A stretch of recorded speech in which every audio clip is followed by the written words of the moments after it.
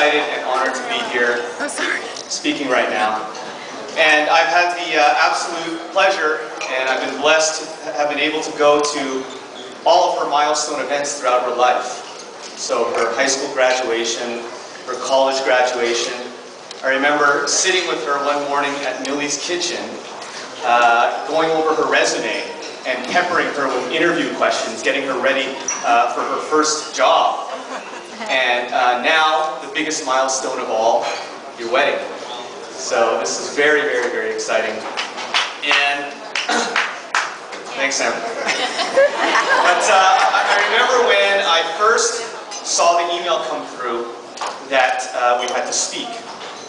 And probably just like all the other speakers, my first thought was, oh crap, what the heck am I going to talk about? And so that day, I actually went in to my boss's office and I asked her, and I told her, gosh, I need to speak at my sister's wedding. I've never had to do this before. And what should I do? And she told me, she goes, well, when you think of your sister, what do you think of? And that's what you need to talk about. And so when she posed that question to me, the first thing that popped in my mind was how thoughtful of a person she is. What a thoughtful and kind, caring person she is. And obviously everybody here that knows her can agree. And Melissa, at a very, very young age, even showed these thoughtful, kind, and caring qualities. As you guys saw from the video montage, our family really, really likes Disneyland. And it's almost freakish, a little bit creepy. But we used to go to Disneyland as a family growing up. And long, long time ago, Melissa was probably 5 years old. We were all sitting in the Blue Bayou restaurant, which is the restaurant inside the Pirates of the Caribbean. And we're all sitting there at a big round table, and we all noticed that everybody's dinner rolls had disappeared from the table and didn't know what was going on. And then we looked at Melissa's seat and she was gone. So, wondering where she is, we looked under the table and there's Melissa with a bunch of torn up bread everywhere. And we said, Melissa, what are you doing? She goes, I'm feeding the ducks. So even at such a young age, she showed her thoughtfulness, even though it was to imaginary wildlife. It was very thoughtful and kind that she would think of these ducks. But as I thought about it a little more, it's really about all the little things that Melissa does every day. It's the random telephone calls and texts that she'll give you just to say, I'm thinking of you, I miss you. She will comment on my Facebook pictures and make it look like I have a lot of friends. I know she bakes Super Bowl cakes every year, even though I know she hates watching sports. She's just a very, very, very thoughtful person. And so, thank you, Melissa, for being such an amazing sister. I love you very much.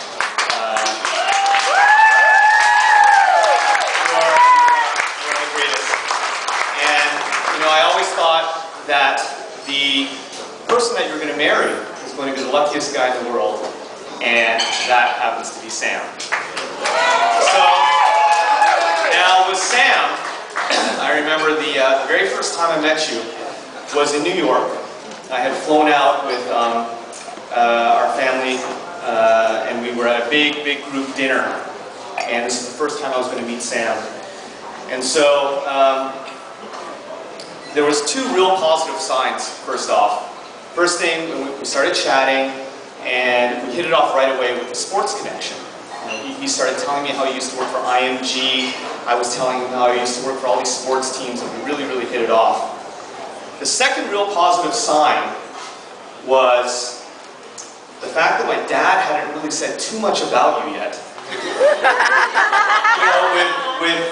With some of Melissa's past boyfriends, my dad would really strategize about things. He would tell me, and he'd be very resourceful and kind of find out, okay, how can we take advantage of this guy if things are going to go wrong? Does he have a life-threatening allergy that we can take care of, like a peanut allergy?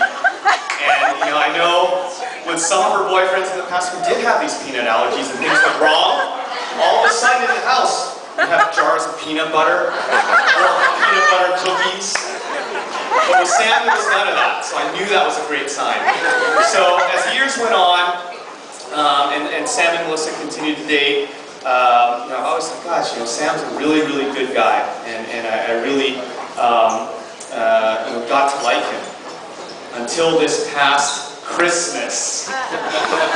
So this past Christmas, now they're engaged, and I'm thinking, gosh, we're going to be brothers-in-law. He's going to be my bro. And I'm going to get him a really, really nice gift and really surprise him. And he's going to love it. So, I pulled a bunch of strings. I used a lot of my connections with the San Francisco 49ers.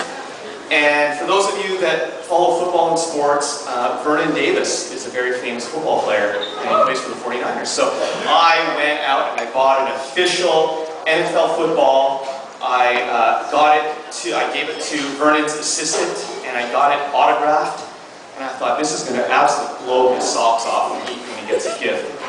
So I wrapped it all up, left it under the tree, and I actually was out of the country on Christmas Day, and I called the house, and spoke to everybody, Merry Christmas, blah, blah, get Sam on the phone. So I go, hey Sam, happy holidays. We don't celebrate Christmas, but happy holidays. And I said, did you get the gift? He's like, yeah. Odd reaction. And I said, so did you figure out who autographed it? Like, yeah.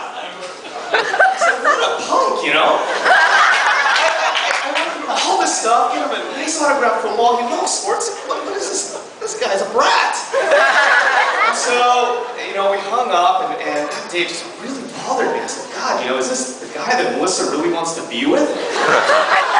And later on that day, I checked my voicemail, and lo and behold, it's Sam, with the most apologetic voicemail saying, oh my God, Lenny, I had no clue what you were talking about. I didn't see the gift yet, but I was just trying to be nice. So you're absolutely forgiven, Sam. I love you very much.